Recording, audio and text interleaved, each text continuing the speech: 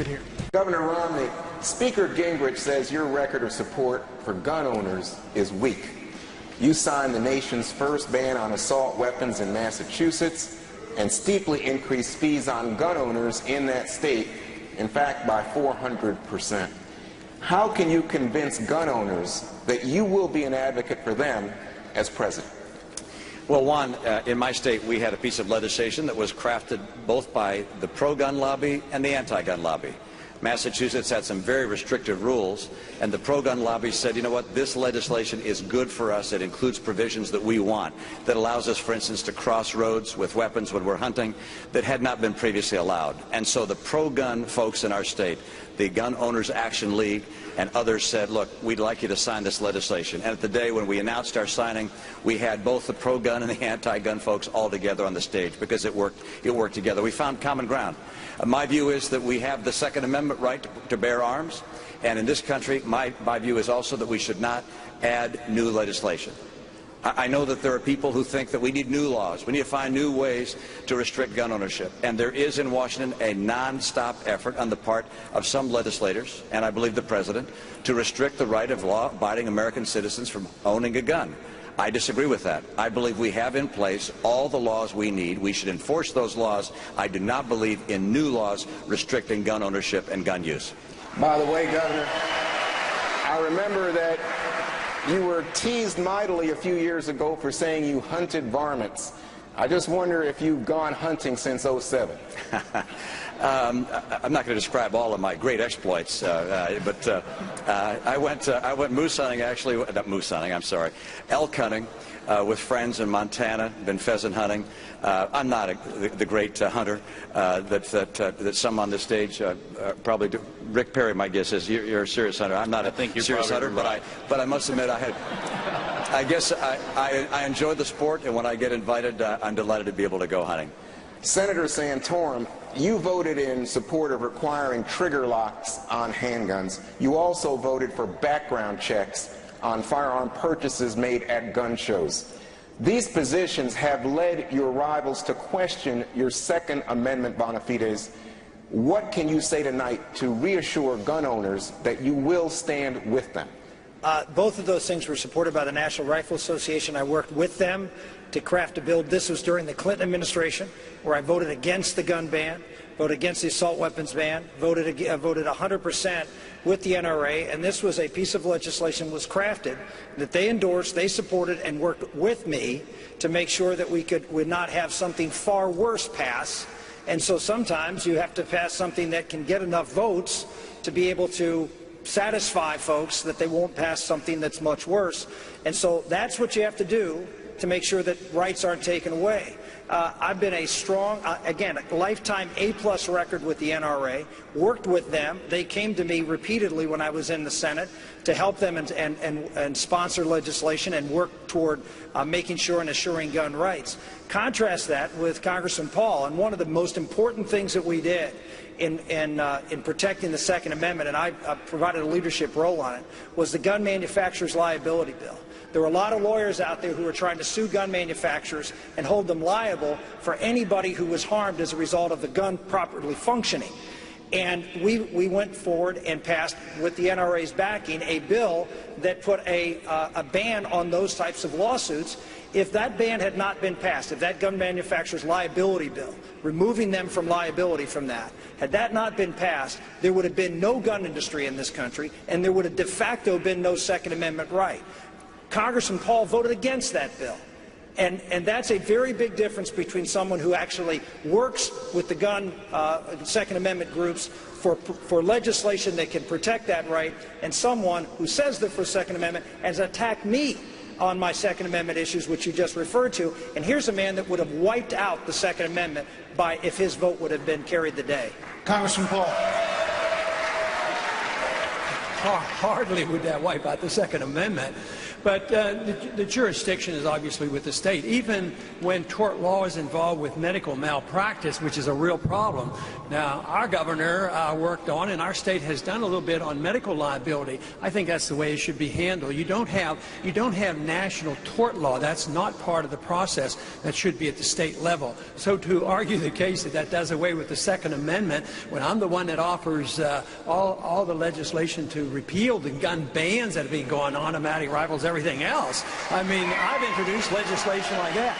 So that's a bit of an overstretch to say that I've done away with the Second Amendment. I need to respond to that, because the fact is, if we did not have a national liability bill, then people would have been able to go to states like, say, Massachusetts or New York and sue gun manufacturers where they would not pass a gun liability bill. So unless you have a national standard to protect manufacturers of guns, you would create the opportunity for the elimination of guns being manufactured in this country and de facto elimination of the right to bear arms. Well, this is where our Constitution disappears. It's nibbled away. So, well, I can give up on this, and therefore I'll give that, and so that eventually there's nothing left. But no, tort law should be a state function. Speaker Gingrich, a super PAC supporting Governor Romney is running an ad here citing a pro-life group's charge that you voted for a bill in Congress co-sponsored by Nancy Pelosi that supported China's one-child policy. And they say that means you provided government funding for abortion, but you oppose abortion. What's your response to that charge? Well, this is typical of what both Senator Santorum and I have complained about with Governor Romney's super PAC, over which he apparently has no influence, which makes you wonder how much influence he'd have if he were president.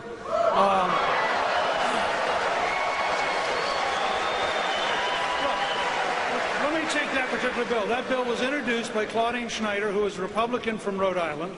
It was introduced at a time when Ronald Reagan's Mexico City policy was in force. The Mexico City policy said no U.S. funding will be used to fund any activity that relates to abortion. So it is explicitly a falsehood to suggest that a bill introduced under Mexico City policy would have paid for China's one-child policy. In fact, I have explicitly opposed it.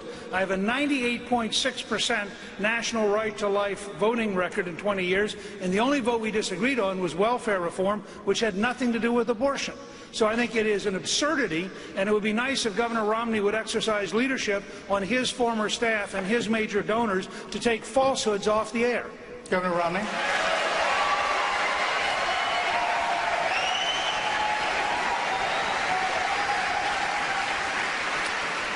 Speaker Gingrich, I already said at our last debate that anything that's false in PAC ads, whether they're supportive of me or supportive of you, should be taken off the air and fixed. I've already said that. Now, I can't call these people and direct them to do that, as you know, because that would violate federal law. Is that correct? Absolutely. All right. So I can't do what you just asked me to do, but I can tell them publicly as I can here. If there's anything that's inaccurate in any ads to support me, I hope they take it off and don't run it. But if we're talking about super PAC ads that are inaccurate, Mr. Speaker, you have a super PAC ad that attacks me. Now, just hold on. That attacks me. It's probably the biggest hoax since Bigfoot. The people who've looked at it have said that this ad is entirely false.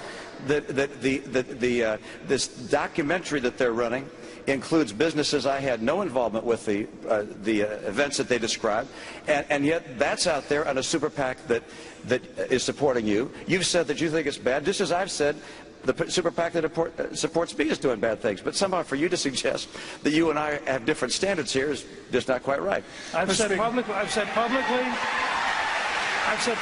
it ought to be edited. I've said publicly it ought to be edited, and I believe, in fact, the head of that group has actually submitted to your campaign a set of questions to make sure that they edit it accurately and put only the correct facts in. So I think it should be edited, and I would be delighted if you would agree that the ad that was just referred to is false, and people who see the Romney ad attacking me, or the Romney Super PAC ad attacking me on that particular issue, should know in advance it's false and shouldn't be run. Me too. Kelly. Yeah. Governor Perry. We all would like to have super PACs disappear, to tell you the truth. Wouldn't it be nice if people could give what they'd like to campaigns, and campaigns could run their own ads and take responsibility for them? But you know what? This campaign isn't about ads, it's about issues. So, Governor Romney, in a general election, if you're the nominee, you'd like to see super PACs ended? Oh, I would like to get rid of the campaign finance laws that were put in place. McCain-Feingold is a disaster. Get rid of it. Let people make contributions they want to make to campaigns. Let campaigns then take responsibility for their own words and not have this strange situation where we have people out there who support us, who run ads we don't like. We'd like to take off the air. We think are outrageous, and yet they're out there supporting us. And by law, we're not allowed to talk to them. I haven't spoken with any of the people that are involved with my super PAC in months. And this is outrageous. Candidates should have the responsibility and the right to manage the ads that are being run in their behalf. I think this has to change. Kelly Evans. Governor Perry, you advocate placing more troops and bigger walls along the nation's southern border to stop illegal immigration. But border crossings are at a 40-year low. Illegal immigration overall is down substantially, and the U.S. has other pressing infrastructure and defense needs. Governor, wouldn't we be better off not spending any more money on border patrols and walls? Let me tell you, the reason that those crossings are at 40-year lows is because the economy of the United States is probably at a 40-year low. And the President of the United States needs to change. That's the reason. As the governor of the second largest state and the state with the longest border, I've spent 11 years dealing with this issue.